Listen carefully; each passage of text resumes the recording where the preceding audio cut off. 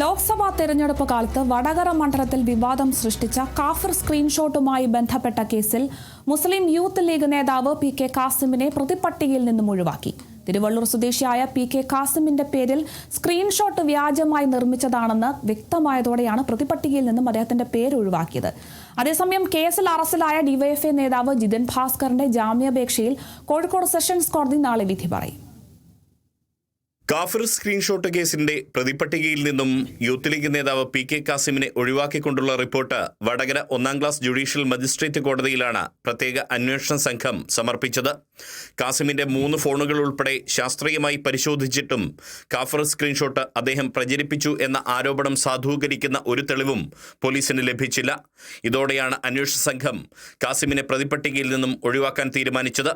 കഴിഞ്ഞ ലോക്സഭാ തെരഞ്ഞെടുപ്പ് കാലത്ത് വടകരയിലെ LDF സ്ഥാനാർത്ഥിയായിരുന്ന കെ ശൈലജ ടീച്ചർക്കെതിരെ കാഫിർ എന്ന സന്ദേശം പ്രചരിപ്പിച്ചു എന്ന് ആരോപിച്ച് CPIM നേതാവ് സി ഭാസ്കരനാണ് വിവാദ സ്ക്രീൻഷോട്ടുമായി വടകര പോലീസിൽ കാസിമിനെതിരെ ആദ്യം പരാതി നൽകിയത്.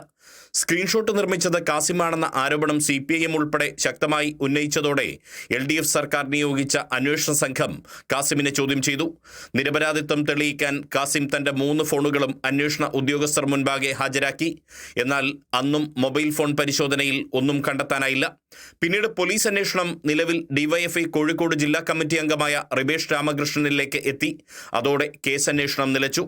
തുടർന്ന് UDF അധികാരത്തിലെത്തിയപ്പോൾ കുറ്റ്യാടി MLA പാറക്കൽ അബ്ദുള്ളയുടെ നിവേദനത്തിന്റെ അടിസ്ഥാനത്തിൽ SITയെ സർക്കാർ നിയോഗിക്കുകയായിരുന്നു.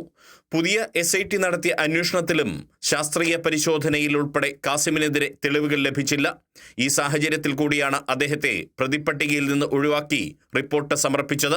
SIT നടത്തിയ അന്വേഷണത്തിൽ ഡിവൈഎഫ്ഐ വടകര ബ്ലോക്ക് കമ്മിറ്റി അംഗമായിരുന്ന ജിതിൻ ഭാസ്കറാണ് ആദ്യം വ്യാജ കാഫിർ സ്ക്രീൻഷോട്ട് പ്രചരിപ്പിച്ചത് എന്ന് കണ്ടെത്തിയിരുന്നു.